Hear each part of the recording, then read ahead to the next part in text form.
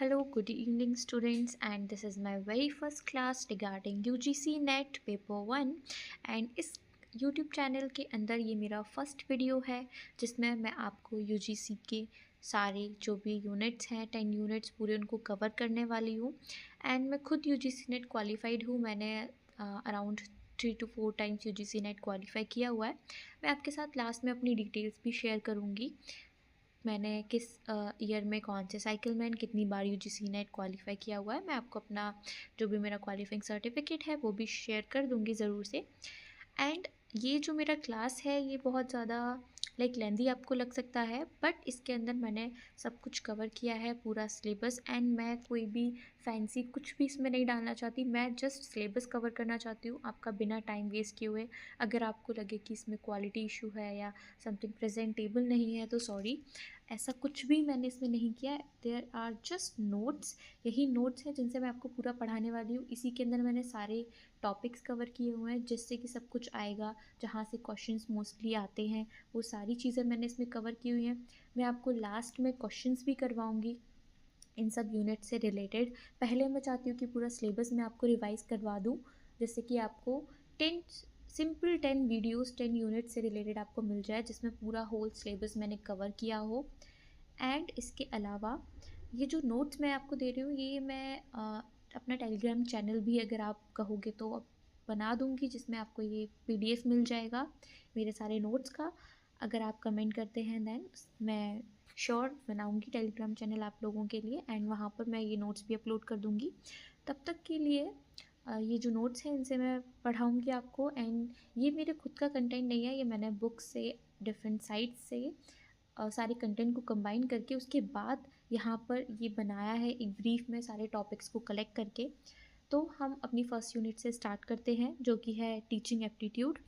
And teaching aptitude में सबसे पहले तो यहाँ पर हम देखते हैं कि व्हाट इज़ टीचिंग। तो डेफिनेशन देखते हैं टीचिंग की। अगर आपको प्लीज़ क्वालिटी इशू आ रहा हो तो आप जो मैं बोल रही हूँ बस उसको ध्यान से सुनिएगा, आपको सब कुछ समझ में आ जाएगा, क्योंकि कंटेंट आपको कहीं से भी मिल जाएगा। ये नोट्स मैं आपको अलग से भी दे दूँगी, बट सबसे ज़्यादा इंपॉर्टेंट है कि आप लोगों को समझ में आना चाहिए। And I will try my best कि मैं दोनों लैंग्वेजेस में अच्छे से आप लोगों को समझा पाऊँ, इंग्लिश में भी एंड हिंदी में भी। So firstly define teaching. What is the definition of teaching? Basically, teaching is a process of facilitating learning and helping individuals grow intellectually, emotionally, and socially. Basically, teaching is like a holistic development. Okay, it is intellectual, economic, emotional, and social.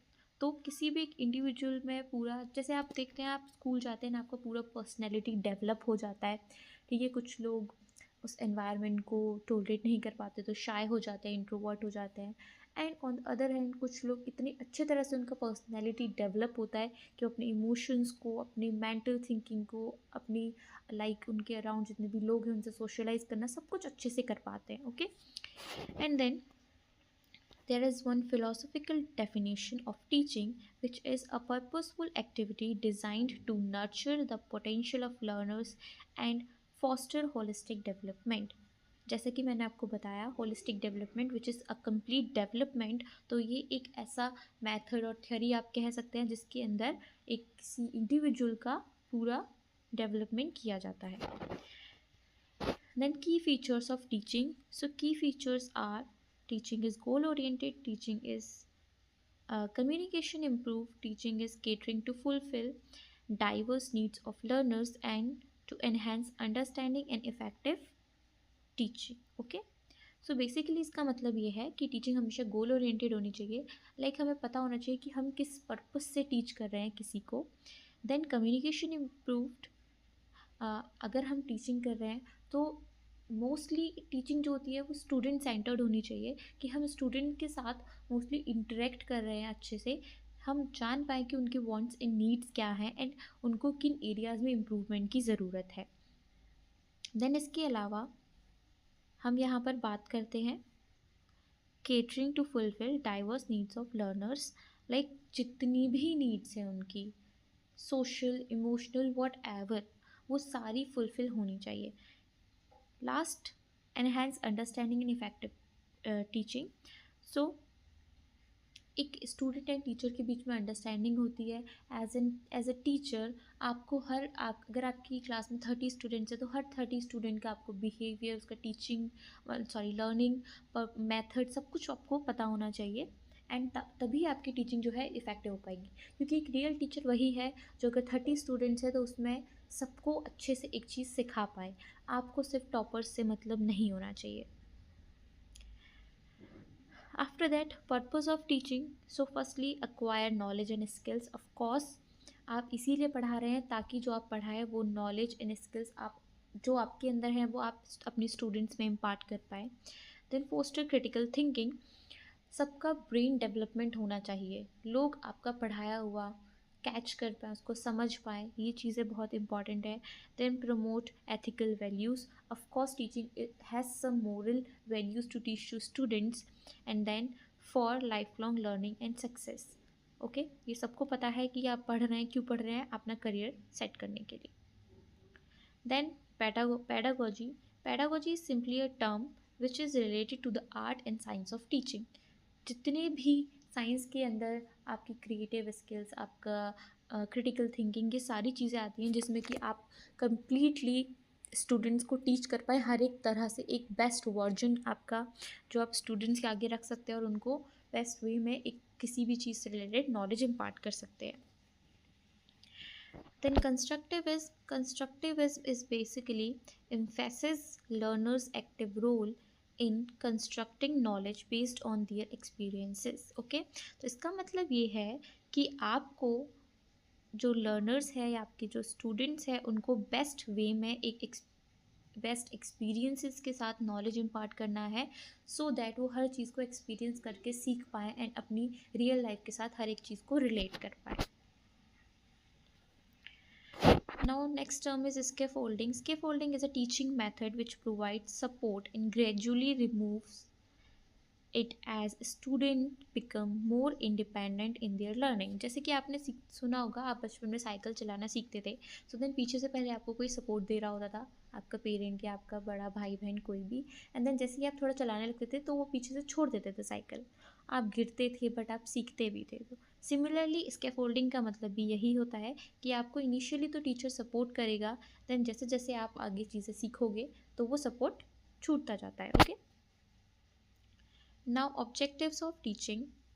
Okay, so there are three major objectives of teaching which are cognitive, affective and psychomotor. Okay, so main 3 objectives है हमारे जिनको हमें fulfil करना है, पूरा cognitive development, affective development and psychomotive development. Cognitive development is related to our thinking ability, like हमारा mind कितना चीज़ों को सोच पाता है, just like laws of motion.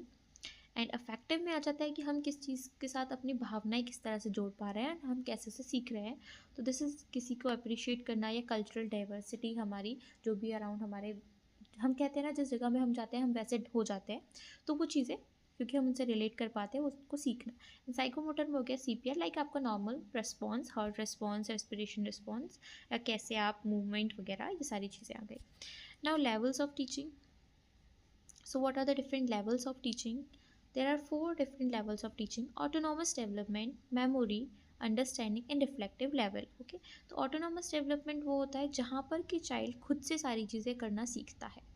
Okay, and memory जिसको हम लीस्ट थॉटफुल बोलते हैं, मतलब सिंपली आप जो रट्टा मारते हो, किसी भी चीज़ को आप रट रहे हो, वो आपका लीस्ट थॉटफुल हो। देन अंडरस्टैंडिंग, जब आप समझ समझ के रटना स्टार्ट कर देते हो तो ये थॉटफुल प्रोसेस है। एंड रिफ्लेक्टिव में जब आपने समझ ली चीज़ें एंड अब आप खुद से इंग्लिश हिंदी बनाना सीख गए या आप खुद से स्टोरी मेकिंग करने लगे, तो ये सबसे ज़्यादा थॉटफुल प्रोसेस होता है। ओके, नाउ नेक्स्ट, अब मेमोरी लेवल की बात करें, जैसे कि मैंने कहा कि रट्टाफिकेशन सिंपली हमें करना है, तो इसमें क्या कहते हैं हम, focus, retention and recall of facts, formulas and definition. तो सबसे ज़्यादा हमें फोकस चाहिए रटने के लिए किसी भी चीज़ को, एंड यहाँ पर हम चीज़ों को याद करते हैं, रिकॉल करते हैं। ओके, डेफिनेशन, फार्मूलाज, ये सारी चीज़ें। तो इसमें टीचर का क्या रोल होगा? टीचर जो है एक नॉलेज के सोर्स की तरह एक्ट करेगा। जैसे आप जब छोटे होते हैं तो सब कुछ टीचर लिखवा रहा होता है, आप खुद से नहीं, आप घर पे भी होमवर्क करते हो, आप अपने पेरेंट्स कहते हो नहीं मैम ने तो ऐसे करवाया है तो हम ऐसे ही करेंगे। ओके, तो आपका एक टीचर पर ट्रस्ट होता है, एंड देन आप वहाँ पर जो आपका सोल सोर्स होगा लर्निंग का वो टीचर होगा जो आपको नॉलेज प्रोवाइड करा रहा होगा। एंड एज अ स्टूडेंट आप एक पैसिव रोल में होंगे जहाँ पर आप उस नॉलेज को रिसीव कर रहे हैं, उसको सुनते हैं और याद रखने की कोशिश करते हैं, लाइक आप टेबल्स लर्न करते हैं जब आप छोटे होते हैं। Okay, so method used in memory level of teaching are lectures, repetition of lectures or drill and questions. Okay आप करते होंगे, ड्रिल्स करते होंगे, लाइक टीचर आपको पोइम्स क्लास में रिपीट करवाता है जब आप छोटे होते हैं, या फिर टेबल्स आप सबसे एक साथ रिपीट करता है, आप पूरी क्लास एक साथ में रिपीट करते हैं। एंड टीचर क्वेश्चंस भी पूछते हैं कि आओ टेबल सुनाओ या ये वाली पोएम सुनाओ मुझे।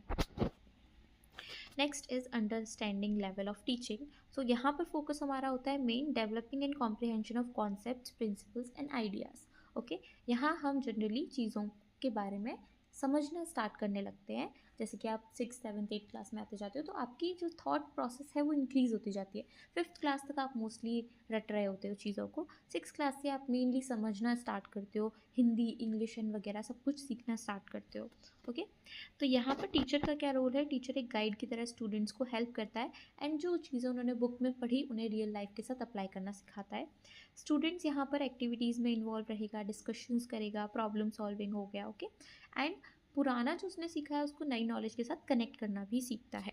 इसमें कौन से मेथड्स यूज़ होते हैं अंडरस्टैंडिंग लेवल के अंदर? मोर इंटरेक्टिव मेथड्स, आप कॉन्सेप्ट मैपिंग भी करते हो कि अच्छा ये चीज़ तो उससे रिलेटेड थी, तो आप उन्हें कॉन्सिक्यूटिवली एक साथ रिलेट करने लग जाते हैं एंड अपनी रियल लाइफ में भी अप्लाई करते हैं। देन इसमें असेसमेंट्स क्या होते हैं? Open and questions, group discussions, case studies या फिर कुछ अलग अलग एक्सरसाइजेस भी कर सकते हैं। तो last is reflective level which is most thoughtful level. यहाँ पर हमारा मेन फोकस होता है लर्निंग, प्रोसेसिंग एंड आउटकम्स के ऊपर। यहाँ टीचर का रोल होता है, टीचर यहाँ पर मेनली डिस्कशंस में पार्ट लेता है। प्रोबिंग या सेल्फ असेसमेंट, प्रोबिंग या सेल्फ असेसमेंट का मतलब ये हो गया कि टीचर आपसे पूछेगा, आपको हिंट्स देगा, आपको सजेस्ट करेगा कि अच्छा आप क्या कर सकते हैं क्या नहीं। एंड स्टूडेंट का रोल होता है वो एक्टिवली रिफ्लेक्ट करेगा हर एक चीज़ के ऊपर, हर एक असेसमेंट पे खुद से पार्ट लेगा, खुद से चीज़ों को कनेक्ट करने की कोशिश करेगा एंड डिफरेंट डिफरेंट कॉन्सेप्ट्स को समझने की कोशिश करता है। इसमें मेथड्स कौन कौन से यूज़ होते हैं? Reflection journals, group discussions, peer reviews या फिर सेल्फ असेसमेंट एक्टिविटीज़ हम यहाँ पर परफॉर्म करते हैं। असेसमेंट इसमें होता है कि आप अपने आप को खुद को समझेंगे कि आप कहाँ स्टैंड करते हैं क्या, एंड आपका पोर्टफोलियो असेसमेंट लाइक आप पूरे आपने कितना ओवरऑल ग्रोथ हुई, कैसे आपने क्या किया, एंड टीचर का फीडबैक भी होता है इसके साथ में।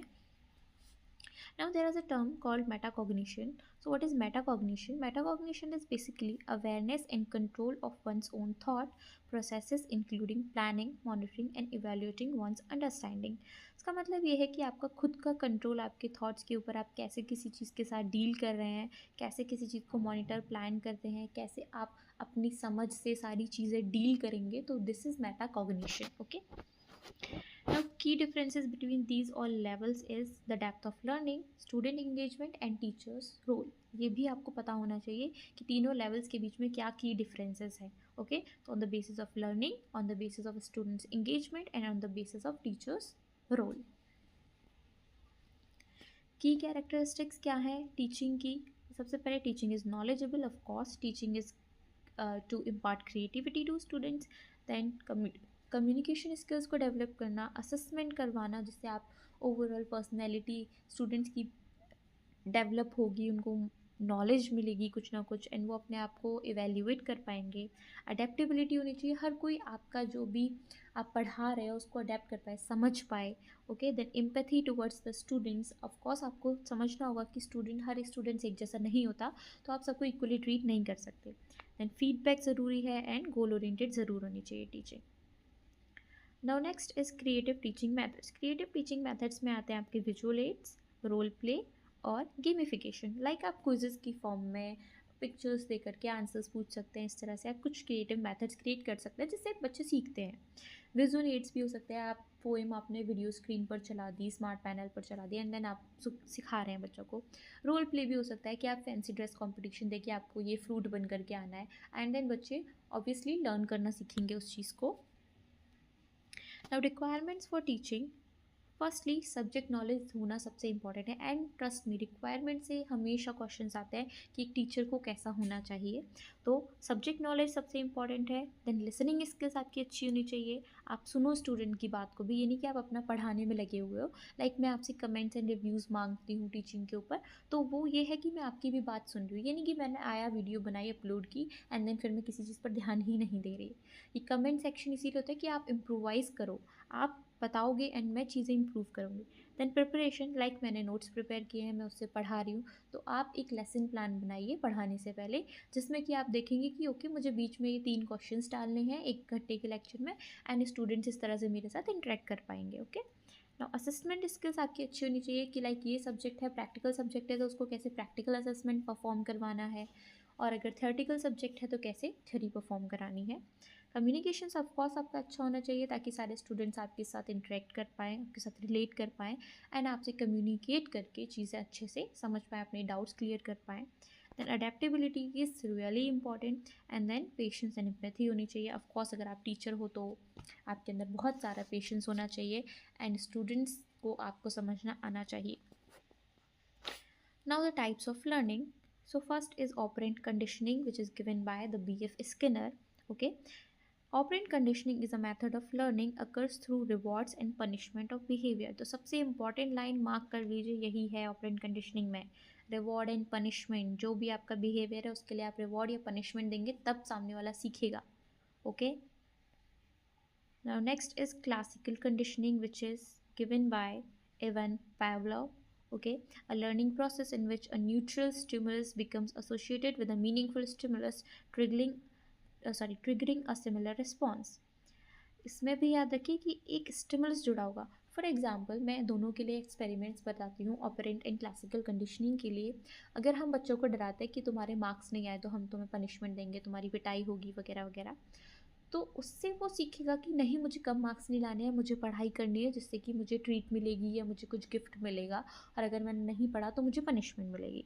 तो it is related to the punishment. Classical conditioning में होता है कि हम आपको एक स्टिमुलस दे रहे हैं, एक रिस्पॉन्स दे रहे हैं। लाइक अगर जब भी बेल बजेगा तो डॉग को समझ में आएगा कि अब मुझे खाना मिलने वाला है, तो वो एक्साइटेड हो जाएगा। तो जैसे ही बेल बजा, हमने स्टिमुलस दिया एंड उसने रिस्पॉन्स दिया कि मुझे खाना मिलने वाला है, वो तुरंत वहाँ पर आ जाएगा। Okay, now next is observational learning, जो कि हम ऑब्जर्व करके चीज़ें देख करके सीखते हैं, which is given by Albert Bandura. ये जो मैं आपको चीज़ें बता रही हूँ सारी थ्योरीज एंड वट तो इनके आगे पूछता भी है कि ये किसने दी हुई है, मैच द कॉलम्स में आ सकता है। ओके, तो इस तरह से क्वेश्चंस आते हैं कि अल्बर्ट बंडूरा की कौन सी थ्योरी है या ऑपरेंट कंडीशनिंग किसने दिया। सो ऑब्जर्वेशनल लर्निंग में क्या है कि आप जब भी चीज़ों को देख करके सीखते हैं। Okay, watching and imitating. Okay, next है एक्सपीरियंशियल लर्निंग। ऑब्वियसली नाम से समझ में आ रहा है कि आप चीज़ों का एक्सपीरियंस करते हैं, देन आगे आप उनको अप्लाई करते हैं और फिर सीखते हैं। Next is implicit learning. Implicit learning का मतलब ये है occurs without conscious awareness or intention, often through repeated exposure to patterns or stimuli। जब वो बोलते हैं ना हम डेली डेली की काम करें, आप ऑफिस जाते हो डेली, आपको एक्सेल पर काम करना है, तो आप अपने आप एक्सेल को मास्टर कर लोगे धीरे धीरे करते करते सीखते सीखते। तो ये इंटेंशनली या ऐसे नहीं हो रहा है कि आप कर रहे हैं, बस आपने एक ही जैसा काम रोज़ किया तो आप सीख जाएंगे। आप डेली 1 1 1 1 10 10 10 लिखना सीख रहे हो, काउंटिंग लिखना सीख रहे हो, तो एक वक्त में आपको वो याद हो जाएगी। इम्प्लिसिट का अपोजिट है एक्सप्लिसिट लर्निंग। जब आप किसी चीज़ में बहुत ज़्यादा एफर्ट्स लगाते हो, फोकस लगाते हो, ओके, तब आप कोई चीज़ करते हो। जैसे कि हम फोकसली स्टडी करते हैं किसी एग्जाम रिलेटेड, हमें रीजनिंग करनी है फॉर एग्जाम्पल, तो वो एक्सप्लिसिट लर्निंग का पार्ट हो गया। Next is condition learning. Okay, condition learning में सिमिलर टू कंडीशनल बिहेवियर जो हमने पढ़ा, so this is a type of learning whereas behavior is influenced by association made between stimuli and response। जैसा कि वहाँ पर हमने पढ़ा, एक स्टिमुलाई होगा, उसके रिलेटेड कोई रिस्पॉन्स आ रहा होगा जिसको कि हमने ऊपर पढ़ा हुआ था। तो similarly it is condition learning is related to that only. Okay, so now we behave as learners at different stages. तो फर्स्ट इज अडोलेसेंस। अडोलेसेंस में हमारा ये जो होता है ये सबसे क्रिटिकल फेज़ होता है। ओके, जहाँ पर हमारा डेवलपमेंट होगा कम्प्लीटली। ओके, ह्यूमन डेवलपमेंट, जहाँ पर cognitive, emotional and physical changes सब हमारे अंदर होते हैं जैसे जैसे हम अडोलेसेंस में आते जाते हैं। ओके, तो कैरेक्टरिस्टिक क्या होगी एक अडोलेसेंस लर्नर की? पहला जो मैंने बताया अभी डेफिनेशन में भी था, कॉग्निटिव डेवलपमेंट होगा, ओके, इमोशनल चेंजेस भी होंगे, पीयर इन्फ्लुएंस, लाइक हम किसी हीरो हीरोइन को देखते हैं, हम उससे बहुत ज़्यादा मोटिवेट हो जाते हैं कि यार मुझे भी इसके जैसा बनना है, या हम किसी और आप मूवी में किसी को देखोगे कि ये कैरेक्टर बहुत अच्छा है, मुझे इससे इन्फ्लुएंस होना है, लाइक गर्ल्स के अंदर होता है कि वाओ इस हीरोइन का ड्रेसिंग सेंस बहुत अच्छा है, मुझे भी ऐसे कपड़े पहनने हैं, मुझे भी ऐसे कपड़े लेकर के आने हैं। तो वो चीज़ जब हम इन्फ्लुएंस होते हैं उस एज में सबसे ज़्यादा होते हैं, ओके। इंडिपेंडेंस हमें चाहिए होती है, हम अपनी आइडेंटिटी डेवलप करते हैं सबसे ज़्यादा इसी स्टेज में। देन आप एनर्जी बहुत ज़्यादा होती है, हर चीज़ के लिए एक्टिव रहते हैं कि हाँ चलो ये करना है, ठीक है डन करते हैं। डिज़ायर फॉर नोबिलिटी, आप एक अच्छे इंसान भी बनने का सोचते हो इस एज में। मोस्टली होता है लोगों के अंदर होता है कि नहीं यार मुझे तो सबका फेवरेट बनना है, मुझे बहुत अच्छे से रहना है सबके साथ। आपके फ्रेंड्स सबसे ज़्यादा बनते हैं उस एज में मोस्टली, अगर आप इंटरेक्ट करते हो लोगों के साथ। नाउ डिजिटल नेटिव्स, तो व्हाट आर डिजिटल नेटिव्स? ये ऐसे लोग हैं जो किसी ग्रुप के साथ डिजिटल टेक्नोलॉजी के थ्रू अटैच रहते हैं, कंप्यूटर्स, स्मार्टफोन या इंटरनेट के थ्रू। डिजिटल नेटिव्स मैंने यहाँ पर इसलिए डाला हुआ है क्योंकि ये बहुत ज़्यादा अभी टर्म ट्रेंड में है, क्योंकि सोशल मीडिया एंड ऑल अभी बहुत ज़्यादा ट्रेंड में चल रहा है। तो ये इसलिए आपको पता होना चाहिए कि what are digital natives, okay. Like आप इंस्टाग्राम पे लोगों के साथ कनेक्ट है, आजकल लोग बहुत ज़्यादा ऐसे सोशल ऐप्स यूज़ करते हैं जहाँ आपने लोगों को देखा नहीं है बट आप उनके साथ बात करते हैं, लाइक ओमेगल, ओके। तो एडोलेसेंस के बाद आते हैं अडल्ट लर्नर्स। तो अडल्ट लर्नर्स क्या करते हैं, ये जो यंग स्टूडेंट्स थे, एडोलेसेंस थे, उनसे बहुत ज़्यादा अलग होते हैं, क्योंकि इस वक्त आप बहुत ज़्यादा एक्सपीरियंसेस ले चुके होते हैं, दूसरे के नहीं, आपके खुद के भी एक्सपीरियंसेस बहुत ज़्यादा हैं। तो आप नई नई चीज़ें सीखते हैं एंड उसको अप्लाई करना सीखते हैं अपनी लाइफ में, एंड आप थोड़ा कॉशियस हो जाते हैं कि यार ये एक्सपीरियंस अच्छा नहीं है, एंड आप में आपकी समझदारी डेवलप हो जाती है, एंड आप बेटर कर पाते हैं पहले से। सो अडल्ट लर्नर की कैरेक्टरिस्टिक्स क्या हैं? तो सेल्फ डायरेक्टेड लर्निंग है, खुद से सारी चीज़ें सीख जाते हैं कि मुझे यार ये नहीं आता तो मैं ये सीख लेता हूँ। प्रैक्टिकल एंड गोल ओरिएंटेड होते हैं, एंड लाइफ एक्सपीरियंस है उनके पास अपना, मोटिवेशन एंड इंट्रेंसिक डिज़ायर, उन्हें पता होता है कि यार मुझे अब एज होती जाएगी तो मुझे ये जॉब चाहिए, मुझे सेटल होना है, तो वो खुद से एक मोटिवेशन होता है एंड डिज़ायर भी होता है कुछ बनने का। लाइक आपको 11th-12th तक नहीं होता आइडिया कि मुझे फ्यूचर में क्या ही बनना है, अब लोगों के पास है कि अब सब लोग प्रिपरेशन में जा रहे हैं, और पहले नहीं होता था mostly, okay. Need for relevance, क्यों करना है, किस लिए, क्या, ये सब आपका एक गोल होना चाहिए, एंड टाइम भी कम होता है, जैसे मैंने बोला कि अडल्ट हो गए हैं अब हम, okay. So there are different factors affecting all these teaching, okay. So basically it is our experience, subject knowledge, communication skills, teacher का मोटिवेशन, आप मोटिवेटेड हो या नहीं, आप बस घर से लड़ के आ गए या ना, अपने बच्चों पर गुस्सा निकाल दिया, आपने उनको ढंग से पढ़ाया भी नहीं। टीचिंग स्टाइल बिल्कुल इंपॉर्टेंट है, जब तक किसी को समझ में नहीं आएगा तो कैसे टीचिंग स्टाइल। क्लासरूम मैनेजमेंट बहुत ज़रूरी है, अडेप्टेबिलिटी होनी चाहिए, आपके अंदर प्रोफेशनल डेवलपमेंट होना चाहिए, ओके। एक टीचर वाला एटीट्यूड होना चाहिए, असेसमेंट स्किल्स आपकी अच्छी होनी चाहिए, कुछ प्लानिंग के साथ आप जाओ, ओके, और देन पढ़ाओ। आपकी इमोशनल इंटेलिजेंस, ये नहीं कि आपने अपने इमोशंस बस स्टूडेंट के ऊपर डाल दिए, उनको गुस्सा कर दिया, कहीं का गुस्सा कहीं निकाल दिया, उनको पढ़ाने में कोई कमी नहीं होनी चाहिए। कॉन्फिडेंस होना चाहिए आपके अंदर, कल्चरल सेंसिटिविटी होनी चाहिए, किसी को भी क्लास में ऐसा नहीं कि आप डिस्क्रिमिनेट करें on the basis of culture कि अरे ये तो ऐसा है या वैसा है, एंड आप उसको इल ट्रीट करें। टीचर एंड स्टूडेंट का रिलेशनशिप बहुत मैटर करता है, ओके। एंड इसके अलावा सोशल कैरेक्टरिस्टिक्स एडोलसेंट्स की पीयर इन्फ्लुएंस ज़रूरी है, एंड बिलोंगिंग, मतलब आप चाहते हो कि आपका ग्रुप हो, बेस्ट फ्रेंड्स हो आपके, ओके, आपके पार्टनर हो, या फिर communication skills, than exploration of identity, आप खुद की पहचान करने निकल पड़ते हैं, ओके।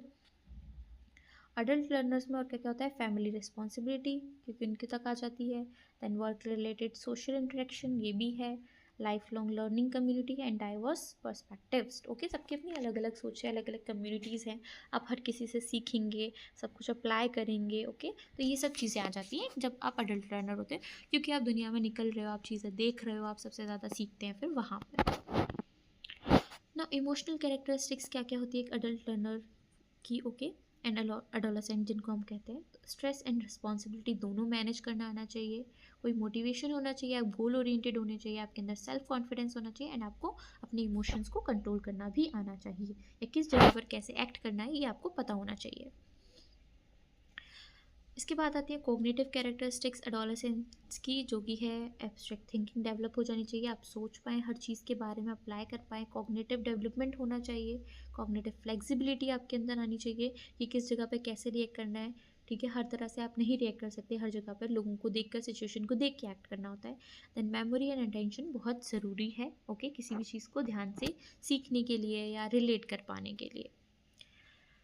ओके, एडल्ट लर्नर्स की और क्या कैरेक्टरिस्टिक्स हैं? एडवांस एब्स्ट्रैक्ट थिंकिंग होती है इनके अंदर, critical thinking and problem solving, then accumulated knowledge and experience, and last improve memory and attention, जो कि हमने सबसे कंक्लूड किया सारे फैक्टर्स से। ओके, इंडिविजुअल डिफरेंसेस क्या क्या है लर्निंग के अंदर? कॉग्निटिव डिफरेंसेस हैं, ऑफ कोर्स, पर्सनैलिटी ट्रेट्स अलग अलग हैं एडोलेसेंस के एंड एडोलेसेंट्स के, मोटिवेशन एंड इंटरेस्ट अलग अलग है, देन लर्निंग स्टाइल्स भी अलग अलग है, प्रायर नॉलेज एंड एक्सपीरियंस भी अलग अलग होता है, एज एंड डेवलपमेंट स्टेज भी सबके अलग अलग है, लर्निंग एनवायरनमेंट भी अलग अलग है, इमोशनल एंड साइकोलॉजिकल फैक्टर्स भी सबके अलग अलग होते हैं। ओके, सोक्रेटिव मेथड का मतलब ये है a form of cooperative augmentative dialogue where students are encouraged to ask and answer questions to stimulate critical thinking and illuminate ideas. Socratic method में बेसिकली सोक्रेट्स आपको पता होंगे, तो हम स्टूडेंट्स को encourage करते हैं, मोटिवेट करते हैं कि वो खुद से अपने आइडियाज़ प्रेजेंट करें एंड वो अच्छे से चीज़ों के साथ रिलेट करें, सीखें उनकी, ताकि क्रिटिकल थिंकिंग डेवलप हो। टीचर सेंटर्ड मेथड कौन कौन से थे? लाइक लेक्चर मेथड, टीचर ही अथॉरिटी होगा जहाँ पर, okay, and teacher expository teaching, content delivery, curriculum focus, knowledge and direct instruction, passive learning, instructor lead, okay, structured learning होगी, क्लासरूम कंट्रोल होगा, and one way communication, then monologue approach, teacher expertise, traditional teaching. तो ये सब कुछ है कि teacher ही सब कुछ कंट्रोल कर रहा है बेसिकली, इसके अंदर ये सारी चीज़ें आती हैं, इसीलिए इनको हम टीचर ड्रिवन मैथड्स बोल रहे हैं। Okay, now expository teaching, instructor explains or describes information in a clear structured manner to help students understand complex concepts. expository teaching का मतलब यह है कि टीचर जो है, इंस्ट्रक्टर जो है, वो सारी चीज़ें एक्सप्लेन करेगा, समझाएगा, इन्फॉर्मेशन प्रोवाइड करेगा, कितनी भी कॉम्प्लेक्स चीज़ें हैं, एंड ताकि स्टूडेंट्स उसको सीखें। Okay, now monologue approaches, instructor dominates the conversation, delivering information in a continuous stream, often without student input or interaction. यहाँ पर कोई फ़र्क नहीं पड़ता टीचर को, आपने देखा हो बहुत सारे टीचर आते हैं क्लास में, पढ़ाते हैं, बोल बाल के चले जाते हैं, उनको कोई मतलब नहीं होता, कोई बच्चों के डाउट्स नहीं लेते, वो लोग कुछ नहीं पूछते, समझ आया नहीं आया, आया पढ़ाया चल दिए। तो ये हो गई मोनोलॉग अप्रोच। नाउ ऑफलाइन और ट्रेडिशनल मेथड जिन्हें हम कहते हैं, जो कि in person interaction, okay, personalised interaction, जिसके अंदर आता है social interaction, time and location, structured environment and hands on learning. Online या डिजिटल मेथड्स में आता है आपका फ्लेक्सिबल लर्निंग एनवायरनमेंट होगा, ग्लोबल एक्सेसिबिलिटी, कहीं से भी कोई भी किसी का भी लेक्चर ले सकता है, variety of learning tools, different tools के थ्रू आप कर सकते हो। असिंक्रोनस लर्निंग मतलब कि रियल टाइम नहीं है, जब आपका मन है रिकॉर्डेड लेक्चर्स पढ़े हैं, देखो, डाउनलोड करो, जस्ट लाइक यूट्यूब, जब आपको देखना है देखो, डाउनलोड करो एंड पढ़ सकते हो आप। Okay, then time zone flexibility है, ऑफ कोर्स, डिजिटल इंटरेक्शन भी आप कर सकते हैं, लाइक टीचर के साथ वीडियो कॉल करके आप पर्सनलाइज डाउट्स पूछ सकते हैं। सेल्फ डिसिप्लिन ज़रूरी है, क्योंकि यहाँ पर आपको कोई मॉनिटर नहीं करने वाला, आपको खुद से आना है, पढ़ना है एंड जाना है। ओके, तो यहाँ पर अभी असिंक्रोनस टर्म आया था, इसीलिए मैंने आप कंक्लूड कर दिया हुआ है कि what is synchronous and what is asynchronous. तो synchronous is what happens in a real time, like आप इंस्टेंट मैसेजेस कर रहे हो किसी को एंड वहाँ से रिप्लाई आ रहा है। एसिंक्रोनस हो गया, ये रियल टाइम नहीं है, लाइक न्यूज़पेपर सुबह डिलीवर हुआ, कल की न्यूज़ थी, आपने आज पढ़ ली, तो ये रियल टाइम में कुछ भी नहीं हुआ, या आप बासी न्यूज़ पढ़ रहे हो, बेसिकली इंसिडेंट तो कल हो चुका, आप तो उसको आज देख रहे हो न्यूज़पेपर में। तो अब डिजिटल प्लेटफॉर्म्स की बात की है, तो सबसे इंपॉर्टेंट एंड सबसे बड़ा digital platform on UGC is स्वयं। Full form for SWAYAM is Study Webs of Active Learning for Young Aspiring Minds. Okay. SWAYAM is launched in 2017 to achieve 3 cardinal principles of education policy. और ये 3 principles क्या हैं हमारे? Access, equity and quality. मतलब कि जब भी knowledge कहीं से हम किसी को इम्पार्ट कर रहे हैं, तो एक्सेस होनी चाहिए, हर किसी तक पहुँचे, इक्विटी सबके लिए हो, ओके, एंड क्वालिटी होनी चाहिए, क्वालिटी एजुकेशन, ये नहीं कि कुछ भी पढ़ा दिया। नाउ की फीचर्स ऑफ स्वयं, एक तो फ्री लर्निंग है और सर्टिफिकेट्स भी मिलते हैं इसमें, ठीक है, expert instruction and interactive content, content काफ़ी अच्छा होगा, इसमें ग्रुप डिस्कशंस भी होते हैं, फोरम्स भी होते हैं, जिसमें आप डिस्कस कर सकते हैं सारी चीज़ें, एंड एक्सपर्ट्स होंगे हर फैकल्टी के, एक्सेसिबल प्लेटफॉर्म है, कोई भी एक्सेस कर सकता है, एंड कोर्स भी इसमें पढ़ाए जाते हैं, 9th क्लास टू पीजी तक के सारे कोर्सेज इसमें अवेलेबल होते हैं, पढ़ाए जाते हैं। ओके, 4 क्वाड्रेंट है स्वयं के, ये बहुत इंपॉर्टेंट है। फर्स्ट क्वाड्रेंट के अंदर आते हैं वीडियो लेक्चर्स, सेकंड के अंदर आता है रीडिंग मटेरियल, थर्ड के अंदर आता है सेल्फ असेसमेंट एंड फोर्थ के अंदर आता है डिस्कशन फोरम्स। ये क्वेश्चन मैच द कॉलम में हमेशा स्वयं से आता है, आपको ज़रूर से याद रखना है कि 4 क्वाड्रेंट्स है, जिसके अंदर पहला है वीडियो लेक्चर, दूसरा रीडिंग मटेरियल, तीसरा सेल्फ असेसमेंट एंड चौथा डिस्कशन फोरम्स। इसके अलावा आपको तीनों कार्डिनल याद रखनी है, which is access, equity and quality. Okay, इसके नेशनल कोऑर्डिनेटर्स लाइक कौन कौन अटैच्ड है स्वयं के साथ, तो सबसे पहला है AICTE which is all India council for technical education for self paced and international courses. Okay, तो लाइक जहाँ पर आप सारे टेक्निकल कोर्सेज को पढ़ेंगे। नेक्स्ट है NPTEL which is national programme on technology enhanced learning for engineering courses. तो आपको नाम से ही पता चल गया कि इंजीनियरिंग कोर्सेज से रिलेटेड यहाँ पर लर्निंग होती है। Now UGC which is university grant commission which is for non technical PG education. Okay, non technical जितने भी कोर्सेज है वो आएगा इसके अंदर, लाइक एजुकेशन हो गया, आपको एजुकेशन से रिलेटेड सब्जेक्ट्स पढ़ने अगर। नेक्स्ट है CEC which is consortium for educational commission, ये है UG एजुकेशन के लिए। ओके, UG की जो कोर्सेज है उनके लिए। नेक्स्ट है NCERT national council of educational research and training for school education. तो NCERT आपको पता है, स्कूल में NCERT की बुक्स पढ़ते हैं, तो बेसिकली वही सारा कंटेंट इसके ऊपर आपको मिलेगा।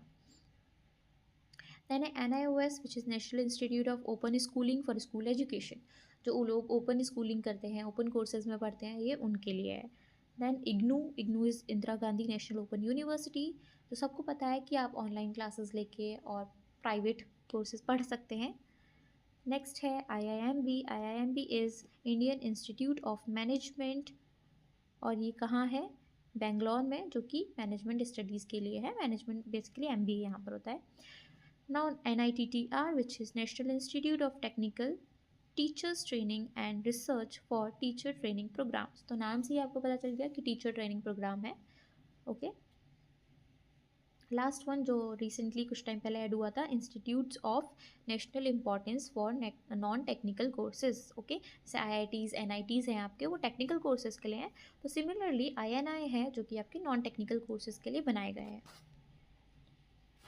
ओके, क्रेडिट ट्रांसफ़र भी करता है, लाइक UGC और AICTE है, आपने कोई कोर्सेज लिए तो वहाँ से आपको क्रेडिट ट्रांसफ़र हो जाएंगे, आप उसे यूनिवर्सिटीज़ में अपने मार्कशीट के साथ ऐड करवा सकते हैं। UGC की 2016 रेगुलेशन थी, उसके अंडर ये था कि यूनिवर्सिटी में क्रेडिट ट्रांसफ़र जो है वो किया जाएगा ताकि आपके एकेडमिक रिकॉर्ड्स इम्प्रूव हो सके।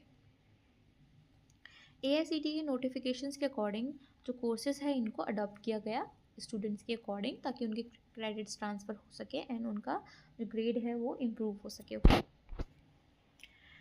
नाउ डेवलपमेंट एंड पार्टनरशिप में कौन कौन है इसके साथ, तो दिस इज स्वयं is developed by ministry of education. Of course education की बात हो रही है तो मिनिस्ट्री ऑफ एजुकेशन ही होगा। एंड NPTEL है, उसके अलावा IIT मद्रास है, एंड सपोर्ट इसको कहाँ से मिला है, गूगल इंक से एंड परसिस्टेंट सिस्टम्स लिमिटेड से। ओके, जहाँ से ये पूरा फंक्शन कर रहा है। तो these are development authorities and partnerships.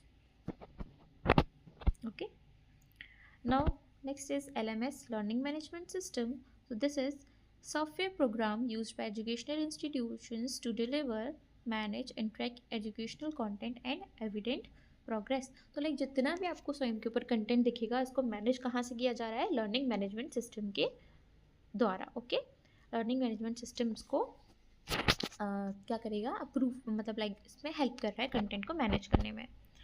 तो स्वयं का ही एक पार्ट है स्वयं प्रभा, जो कि गवर्नमेंट ऑफ इंडिया ने ये इनिशिएटिव लॉन्च किया था, जिसके अंदर 34 तो नहीं, अभी 40 DTH चैनल्स हैं। ये नोट्स मेरे थोड़ा 6 मंथ पुराने हैं, आपने डेट में देख लिया होगा कि ये जनवरी के हैं। तो अभी करंट में 40 चैनल्स हो गए हैं, 40 DTH channels. DTH basically D2H, direct to home channel.